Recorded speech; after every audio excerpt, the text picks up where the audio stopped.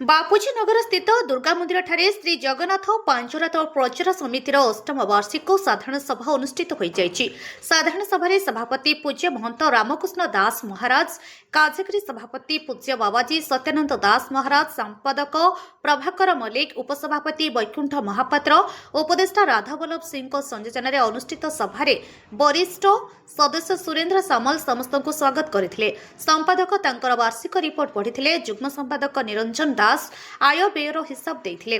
अनुष्ठानर आर्थिक वर्ष रे किछि पैसा बाकिया देबाकु थिबारु आजिर सभारे पूज्य महंत और पूज्य बाबांक उपस्थिति रे समस्ते महानतर सह जहार जहा पाइबार थिला ताकु महाप्रभुंक कार्य पई अनुष्ठान को दान कले बोली घोषणा कले।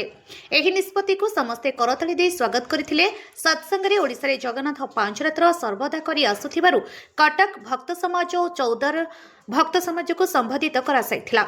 सत्संग रे राधावल्लभ सिंह, प्रभाकर मल्लिक, वैकुंठ महापात्र, निरंजन दास, नारायण महापात्र को मुख्य अतिथि डॉक्टर भास्कर मिश्र श्रीमंदिर पतित पावन बाना बेकरे देई संबोधित करथिले। आगामी दिन में प्रत्येक जिले में पांचरात्र कार्यक्रम कराई पारिबो समस्ते चेष्टा करने को कहुला।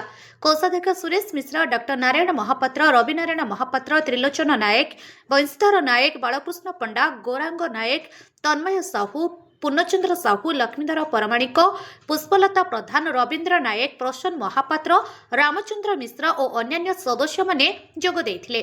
श्री जगन्नाथ पांचरात्र प्रचार समिति पक्षरु अष्टम वार्षिक पालन अवसर में पांचरात्र अनुष्ठित होइथिला। पूज्य महंत और राष्ट्रीय श्री जगन्नाथक प्रचारक पूज्य बाबा कार्यक्रम चतुर्थ दिन में जोगदे आशीर्वचन प्रदान करी समस्त को आशीर्वाद करथिले।